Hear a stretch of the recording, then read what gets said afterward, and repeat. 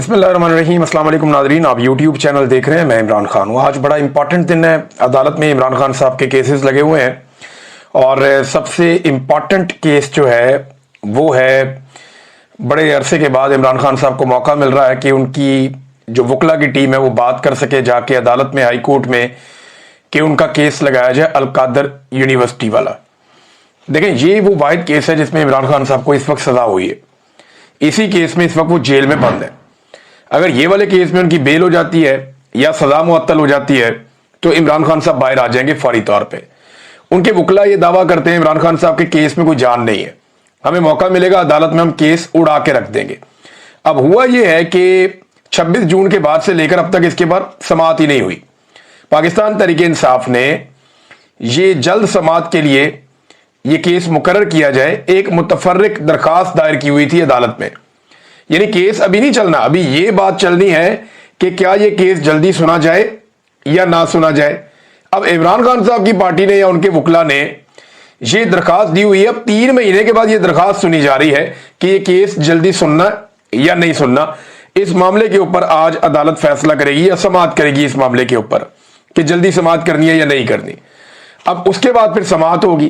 تحریک انصاف کے وکلا یہ دعویٰ کرتے ہیں عمران خان کے کہ جب بھی اس کی سماعت ہوگی عمران خان صاحب باہر آ جائیں گے، لیکن مجھے نہیں لگتا کہ اس وقت جو ملٹری اسٹیبلشمنٹ ہے وہ عمران خان صاحب کو چھوڑنا چاہے گی، ایسے بظاہر دکھائی نہیں دے رہا۔ اس کا جو بڑا ریزن ہے وہ یہ ہے کہ آرمی چیف کی ایکسٹینشن کا معاملہ ہے نومبر میں، وہ نہیں کوئی رسک لینا چاہے گی عمران خان جیسا لیڈر باہر آ جائے جس کی عوام میں اتنی مقبولیت اور اتنی طاقت ہے کہ وہ جس طرف چلائے گا عوام اس طرف چل پڑے گی۔ اس نے جیل سے بیٹھ کے اسٹیبلشمنٹ کو بدترین شکست دی اور وہ الیکشن جیت گیا ون سائیڈڈ۔ وہ باہر ہوگا تو کیا کرے گا، یہ اس کا خوف تو ہے انہیں۔ تو اب وہ کوشش کریں گے کہ عمران خان کو پہلے توشہ خانہ 2 میں سزا دلوائیں، پھر بعد میں یہ والا کیس جو ہے وہ وہاں پہ چلے اور لگے اسلام آباد ہائی کورٹ میں۔ بہرحال پاکستان تحریک انصاف نے کہا کہ تمام لوگ جو ہیں پاکستان تحریک انصاف کے وہ پہنچے عدالت میں، عمران خان صاحب کا کیس لگا ہوا ہے، اور آ کر اس کے اندر شرکت کریں۔ تو عمران خان صاحب نے جو سٹیٹمنٹ دیا اپنی بہن کے ذریعے سے، علیمہ خانم کے ذریعے سے، جب عدالت میں کیس چل رہا تھا تو وہاں عمران خان صاحب نے کہا کہ 1971 میں جب سقوط ڈھاکہ کا افسوسناک سانحہ پیش آیا تب بھی ایک ڈکٹیٹر یحییٰ خان ملک پر مارشل لا لگا کے کرتا دھرتا بنا ہوا تھا۔ سانحہ مشرقی پاکستان کے بعد حمود الرحمان کمیشن بنا جس نے بتایا کہ یحییٰ خان نے اپنے ذاتی مفاد اور اپنے ناجائز اقتدار کو 10 سال تک طول دینے کے لیے ایسے فیصلے کیے جس سے پاکستان 2 ٹکڑے ہو گیا۔ حمود الرحمان کمیشن رپورٹ اعلیٰ عدلیہ سمیت آرمی، نیوی اور ایئر فورس کے نمائندوں کی تحقیقات کے بعد بنائی گئی۔ ان تحقیقات کے دوران سینکڑوں لوگوں کے بیانات ریکارڈ کروائے گئے اور 4 سال اس سانحے کی وجوہات پر تحقیقات کی گئیں۔ حمود الرحمان کمیشن کے مطابق ایک شخص کی ہوس اور انا نے ظلم اور جبر کا وہ باب رقم کیا جس کے بعد ملک ہمیشہ کے لیے ٹوٹ گیا۔ سب سے غلط فیصلہ شیخ مجیب الرحمان کی مقبول ترین جماعت عوامی لیگ کو دبانے کا تھا۔ جس پارٹی نے 162 میں سے 160 نشستیں جیتی اسے دیوار سے لگا دیا گیا اور مجیب الرحمان کو جیل میں ڈال کر مغربی پاکستان میں اپنی نشستیں بڑھا کر دکھائی گئیں۔ 24 مارچ 1971 کو مجیب الرحمان کے ساتھ مذاکرات شروع کیے گئے، مگر اسی رات بنگالیوں کے خلاف آپریشن لانچ کر دیا گیا جس میں سرکاری اعداد و شمار کے مطابق 50,000 افراد کا خون بہا، جبکہ اصل تعداد اس سے کہیں زیادہ ہے۔ آج پاکستان میں وہی حالات بنا دیے گئے ہیں جو 1971 میں تھے۔ عاصم منیر نے 9 مئی کا فالس فلیگ آپریشن ملک کی مقبول ترین پارٹی تحریک انصاف کو کچلنے کے لیے کروایا۔ سیدھا عمران خان صاحب نے کہہ دیا کہ 9 مئی عاصم منیر نے کروایا تھا۔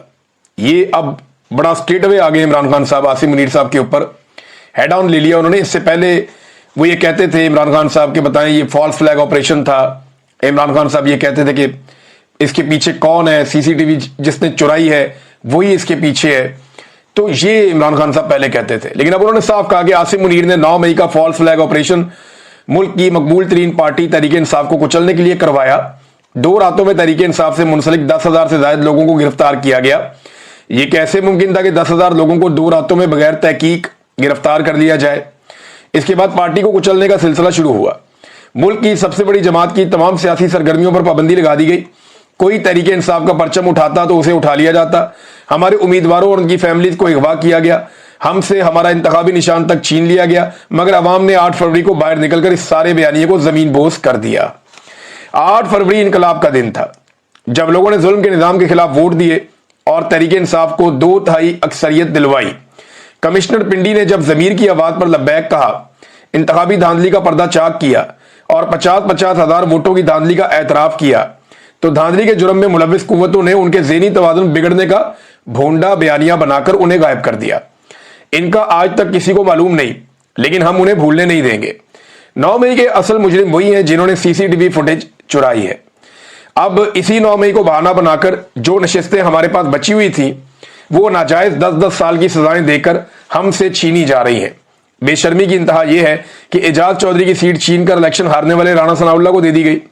ये सब सजाएं बिल्कुल नाजायज है। 2-2, 4-4 करके बेशर्मी से हमारी नशिस्तों पर कब्जा किया जा रहा है। इसीलिए हमने ज़िमनी इंतखाबात का बाइकआउट किया है, क्योंकि वो फिर ये नशिस्तें चोरी कर लेंगे। नादरीन, पाकिस्तान की हुकूमत ने एक मरतबा फिर पेट्रोल की कीमतों में होशरबा इजाफा कर दिया है और पेट्रोल की और डीजल की दोनों की कीमत लगभग 414 रुपए तक पहुंच गई है। देखें, छोटा मोटा इजाफा हो तो कोई इसको बॉदर भी नहीं करता, लेकिन ये बहुत बड़े पैमाने पर कर रहे हैं। मैं आपको इसकी वजह पहले भी बता चुका हूं। कुछ चीज़ें मैं आपके साथ शेयर कर रहा हूं और एक बारीक वारदात पाकिस्तानी कौम के साथ डाली जा रही है, वो भी मैं आपको इस वीलॉग में बताऊंगा। कुछ फैक्ट्स मैं आपके सामने रख देता हूं कि ये जो इजाफा हुआ है पेट्रोलियम मसनूआत में, ये इजाफा इसलिए नहीं हुआ कि आलमी मंडी में तेल की कीमतें बढ़ी हैं। यानी ये जो हालिया इजाफा है, इसका ताल्लुक आलमी मंडी में तेल की कीमतों से बढ़ने से नहीं है, बल्कि आलमी मंडी में तेल की कीमतें गुज़िश्ता दिनों कम हुई, यानी लगातार कम हुई हैं। इसके बावजूद पाकिस्तान में कीमतें क्यों बढ़ रही हैं? ये जो इजाफा है, ये हुक्मरानों की नालायकी और अवाम के हुक्मरानों के ऊपर अदम एतमाद की वजह से है। वो कैसे, मैं आपको बताता हूँ। इस वक्त जो पेट्रोल के ऊपर और डीजल के ऊपर हुकूमत वसूल कर रही है टैक्सेस, वो 150 से 200 रुपए के बीच में है। यानी इतनी बड़ी मिकदार में लगभग 200 रुपए के आसपास तो पेट्रोल के ऊपर टैक्सेस हुकूमत वसूल कर रही है। इमरान खान 150 रुपए का पेट्रोल लीटर दे रहा था, जिसमें टैक्सेस वैक्सेस सारा कुछ ही शामिल था, और मौजूदा हुक्मरान जो हैं वो उस पर सिर्फ 200 रुपए का तो सिर्फ टैक्स ले रहे हैं उसी पेट्रोल के ऊपर। अब ये देखें ना, अगर तो आलमी मंडी में कीमत बढ़ी है तो आपको टैक्स नहीं बढ़ाना चाहिए। आप आलमी मंडी की कीमत के मुताबिक एक फार्मूला तय कर लें, आप उस तरह भी बढ़ा सकते हैं, लेकिन ये लगातार टैक्सेस में इजाफा करते चले जा रहे हैं। वजह यह है कि पाकिस्तान में कारोबारी जिंदगी मुअत्तल है, लोग सरमाया लेकर पाकिस्तान से बाहर भाग रहे हैं, और पाकिस्तान को दिवालिया से बचाने के लिए आसिम मुनीर साहब और उनकी टीम, जिसमें शहबाज शरीफ है, आसिफ अली जरदारी है, नवाज शरीफ है, मरियम नवाज आसिम मुनीर की टीम का हिस्सा है, MQM एक जमात है, वो आसिम मुनीर की टीम है। इसी तरह आसिम मुनीर साहब की टीम में ANP भी है और फजल रहमान साहब भी हैं। ये सारे आसिम मुनीर साहब की टीम का हिस्सा हैं। तो ये आसिम मुनीर साहब के पास पाकिस्तान को दिवालिया से बचाने का अब 2 ही रास्ते हैं उनके पास। नंबर 1, वो भारी कर्जे लें, जो अभी फिर उन्होंने IMF से 1 किस्त ली है। मुझे हैरत होती है कि माजी में IMF के ताने देने वाले लोग आज IMF की किस्त मिलती है तो उसके ऊपर भंगड़े डालते हैं और वो ये कहते हैं कि पाकिस्तान को बहुत बड़ी माशी कामयाबी मिल गई। देखिए, कर्जा मिलने से आपको वक्ती तौर पे ऑक्सीजन तो मिलती है, आपका ये फायदा तो होता है, लेकिन कभी भी कर्जा आपकी मईशत को खड़ा नहीं कर सकता। वो आपको एक ऐसी सपोर्ट दे सकता है जिसके बाद आप अच्छे इकदाम करें और माशी सरगर्मियां बेहतर करें तो आप वो कर्जा भी वापस कर सकते हैं, मईशत भी खड़ी कर सकते हैं। लेकिन पाकिस्तान में जो कर्जा लिया जा रहा है वो मईशत को खड़ा करने के लिए नहीं लिया जा रहा। पाकिस्तान में जो कर्जा लिया जा रहा है वो पाकिस्तान को दिवालिया से बचाने के लिए लिया जा रहा है। तो 2 रास्ते हैं आसिम मुनीर साहब और उनकी टीम के पास। नंबर 1 के वो कर्जे ले भारी, और वो ले रहे हैं। दूसरा रास्ता ये है कि अवाम पर बोझ बढ़ाया जाए, यानी किन चीज़ों में, पेट्रोल में, बिजली में, गैस में, टैक्सेस के अंदर जो तनख्वाहदार तबके के ऊपर टैक्सेस लगते हैं वहां पे अवाम पे बोझ बढ़ाया जाए। ये बड़ा आसान होता है गरीब आदमी से टैक्स लेना, अमीर आदमी से टैक्स लेना बहुत मुश्किल होता है। वैसे भी जो टैक्स का निजाम बनाते हैं वो अमीर लोग होते हैं, तो वो अपने ऊपर तो टैक्स नहीं लगाएंगे ना, वो तो गरीब के ऊपर टैक्स लगाएंगे, कमजोर के ऊपर टैक्स लगाएंगे। अपने और अपनी बरादरी के ऊपर तो कोई टैक्स नहीं लगाता, कोई टैक्स देना भी नहीं चाहता। और देखें, ये 2 चीजें उन्हें क्यों करनी पड़ती हैं। नंबर 1 तो ये टैक्सेस लगाते हैं, कीमतें बढ़ाते हैं, अवाम पे बोझ डालते हैं। नंबर 2 ये भारी कर्जे लेते हैं। इसके अलावा तो कोई हल है नहीं आसिम मुनीर साहब के पास। तो क्योंकि उसकी वजूहात है ना, वजह एक तो ये है कि ये सरमायाकारी पाकिस्तान में लाने में मुकम्मल तौर पे नाकाम रहे। उल्टा ये हुआ कि पाकिस्तान से लोग सरमाया लेकर बाहर भाग रहे हैं। ये पाकिस्तान की एक्सपोर्ट्स को बढ़ाने में मुकम्मल तौर पे नाकाम रहे। कॉस्ट ऑफ प्रोडक्शन इतनी ज्यादा बढ़ गई है इनके IPPs की वजह से कि अब पाकिस्तान उस चुंगल से निकल नहीं पा रहा। और आप एक्सपोर्ट्स कैसे बढ़ाएंगे, आपके यहां पे प्रोडक्शन ही कम हो गई है। जो पाकिस्तान के अंदर कौमी पैदावार है उसमें लगातार कमी होती चली जा रही है। सियाहत एक जरिया होता है ज़र मुबादला पाकिस्तान में लाने का, लेकिन सियाहत तो बिल्कुल पाकिस्तान में जीरो है। आपको कहीं पे कोई गैर मुल्की सयाह अब तो नजर ही नहीं आता। पहले भी कुछ ज्यादा नहीं थे, लेकिन थोड़े बहुत आते थे, अब तो वो भी नहीं है। मुल्क में मुआशी सरगर्मियां तेज करने से कुछ बेहतरी आ सकती थी, लेकिन आप देखें चाहे वो रियल स्टेट हो, यानी जो आपका प्रॉपर्टी का कारोबार है, वो भी डाउन है। कोई बंदा प्लॉट खरीदने के लिए तैयार नहीं है, लोग बेच रहे हैं। कोई बंदा फाइल खरीदने की तैयार नहीं है, लोग बेच रहे हैं। जितनी भी प्रॉपर्टी है पाकिस्तान में, सबकी कीमतें नीचे चली गई कि कोई खरीद ले, लेकिन कोई खरीदेगा तो हुकूमत को टैक्स जाएगा ना। तो हर शोबे के अंदर इसी तरह से जो माशी तरक्की का एक पहिया है वो रुका हुआ है। माशी सरगर्मियां पाकिस्तान में लगभग मुअत्तल हो गई हैं। तो इन चीजों में मुकम्मल तौर पे आसिम मुनीर साहब और उनकी टीम नाकाम रही। अब उसकी वजह से इन्हें करना क्या पड़ता है, कभी पेट्रोल पे टैक्स, कभी डीजल पे टैक्स, कभी बिजली पे इजाफी टैक्स, कभी इजाफी बिल। अब लोगों को 100 यूनिट का, बेचारों का, कई लोगों का इससे भी कम वो बिल होता है। इतने भी यूनिट उन्होंने नहीं चलाए हुए होते और उनको ऐसे बिल आ जाते हैं जो माजी में अच्छे खासे लोगों को आते थे। तो 300 यूनिट बिजली इन्होंने मुफ्त देनी थी। इन्होंने 300 यूनिट तक की जितनी सब्सिडी थी वो सारी खत्म कर दी और बिजली की कीमत 4 से 5 गुना बढ़ा दी। लगभग पाकिस्तानियों को जो इस वक्त एवरेज एक यूनिट पड़ता है वो 60 रुपए से ज्यादा का पड़ता है। यानी कहां पे एक एवरेज यूनिट माजी में जो गरीब पाकिस्तानी थे उनके लिए 14 रुपए 15 रुपए हुआ करता था, 16 रुपए हुआ करता था। आज वो यूनिट जो है वो 60 रुपए से ऊपर हो गया, क्योंकि आसिम मुनीर साहब के पास और उनकी टीम के पास पाकिस्तान को चलाने के लिए कोई फॉर्मूला, कोई मुआशी हिकमत अमली नहीं है। ये एक तरफ जश्न मना रहे थे और एक तरफ पेट्रोलियम मसनूआत की कीमतों में इजाफा कर रहे थे। ये कौम के जख्मों पे नमक भी छिड़कते हैं ना, बड़ा इंजॉय करते हैं ये, क्योंकि कौम ने इनको वोट नहीं डाले, कौम ने इनको शिकस्त दी थी। आसिम मुनीर साहब को और उनकी सारी टीम को कौम ने शिकस्त दी थी। फिर ये जबरदस्ती ताकत के बलबूते पे बंदूक दिखा के पाकिस्तानियों को ये इक्तदार में आकर बैठ गए। लेकिन कब तक? जिस दिन सारे इकट्ठे होकर निकले पाकिस्तानी और एक मुट्ठी बन गए, उस दिन फारग हो जाएंगे सारे। ये जश्न मना बनाकर लोगों से लिबर्टी चौक में पूछ रहे थे कि पाकिस्तानियों मजा आ रहा है, पाकिस्तानियों मजा आ रहा है, और साथ इन्होंने पेट्रोलियम मसनूआत की कीमतें 414 रुपए तक पहुंचा दी, जो इमरान खान साहब के दौर में 150 रुपए की थी। जब इमरान खान साहब के 150 रुपए के पेट्रोल को ये बहुत महंगा कहते थे, वही लोग, मैं हैरान होता हूं, आजकल 414 रुपए के पेट्रोल को महंगा नहीं करते। इन्होंने आतिशबाजियां की अपनी अय्याशियों के लिए, अपने जहाजों के लिए, अपनी नई गाड़ियों के लिए, अपनी चीजों के लिए। इन्होंने मुल्क में तबाही फेरी हुई है। ये खबर देखें ना आप, मेंबरान पार्लियामेंट की नई रिहाइशगाहें तामीर की जा रही हैं। 104 फैमिली सूट्स तकमील के लिए 30 जून तक की डेडलाइन दे दी गई है। वहां पे 500 एयर कंडीशनर लगाए जा रहे हैं और लॉबीज के अंदर VRF सिस्टम लगाया जा रहा है। इसके अलावा 1 अरब 9 करोड़ रुपए की लागत प्रोजेक्ट के ऊपर आएगी और 500 सर्वेंट क्वार्टर भी बनेंगे वहां पे। यानी अब हर एक को 5-5 सर्वेंट क्वार्टर भी मिल जाएंगे लगभग। यानी अगर आप 104 फैमिली के स्वीट्स हैं तो वहां पे 500 सर्वेंट क्वार्टर का मतलब है कि वहां पे इतने मुलाजमीन काम कर रहे होंगे कि इनके साथ जो मुलाजमीन जाएंगे वो भी वहां पे रहेंगे और वहां पे जो खादम होंगे वो भी वहां पे रहेंगे। तो ये हमारी तो तरजीहात ये है ना कि हम अय्याशी करते हैं, जहाज लेने हैं, गाड़ियां लेनी हैं, पैसा इकट्ठा करना है, खुद दुनिया भर के टूर करने हैं और हमारे सबसे अच्छे कपड़े होने चाहिए, सबसे अच्छे जूते होने चाहिए। अवाम जाए भाड़ में, अवाम की इनको फिक्र ही नहीं है। ना मिलिट्री एस्टेब्लिशमेंट को फिक्र है, ना आसिम मुनीर साहब को और उनके जर्नैलों को फिक्र है, ना, और उनको होनी भी नहीं चाहिए। वो तो नौकरी करने आए हैं, नौकरी करके उन्होंने भी चले जाना है। सारे अपना अपना घर भरते हैं, किसी को भी पाकिस्तान की फिक्र नहीं है। अब देखें, जब ये हुकूमत में आ रहे थे ना, तो उससे पहले जब इस टीम को हुकूमत में लाया जा रहा था तो जनरल बाजवा के और जनरल आसिम मुनीर के टाइम पे ये लोग दावा करते थे कि हमारी तजुर्बाकार टीम है, हम ही पाकिस्तान को संभाल सकते हैं। ये अयाज सादिक और एहसन इकबाल बैठ के क्या कह रहे थे, जरा ये सुने आप।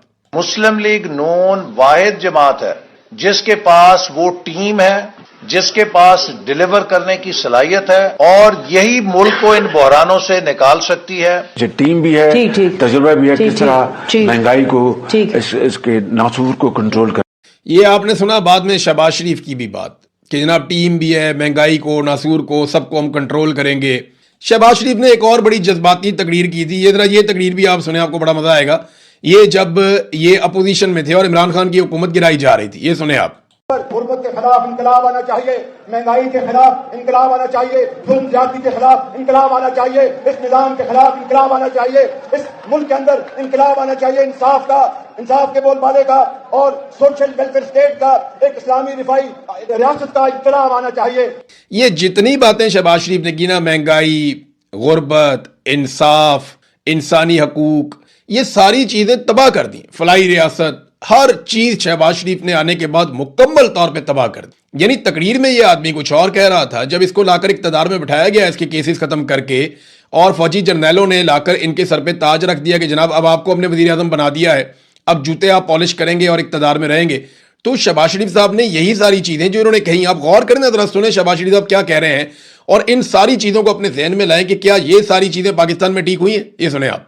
غربت کے خلاف انقلاب آنا چاہیے، مہنگائی کے خلاف انقلاب آنا چاہیے، ظلم زیادتی کے خلاف انقلاب آنا چاہیے، اس نظام کے خلاف انقلاب آنا چاہیے، اس ملک کے اندر انقلاب آنا چاہیے، انصاف کا، انصاف کے بول بالے کا اور سوشل ویلفیئر اسٹیٹ کا، ایک اسلامی رفائی ریاست کا انقلاب آنا چاہیے.